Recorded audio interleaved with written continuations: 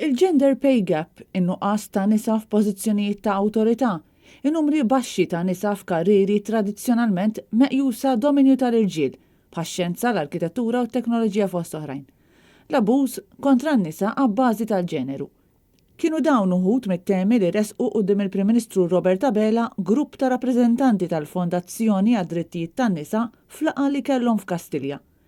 Il-Fondazzjoni esprimiet tħassib għal fatt li f'pajjiżna id-differenza fil-pagi għabbażi tal-ġeneru, jiġifieri id-differenza fil-ħlas bejn nisa u rġiel, komplet tmur għall-ar.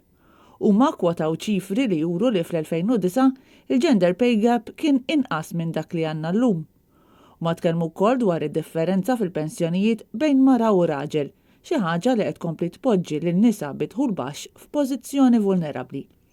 In-nuqqas ta' rappreżentanza tan-nisa fil-Parlament huwa fatt ieħor li jkompli jirrifletti l-iskarsezza tan-nisa f'pożizzjonijiet fejn jittieħdu deċiżjonijiet importanti.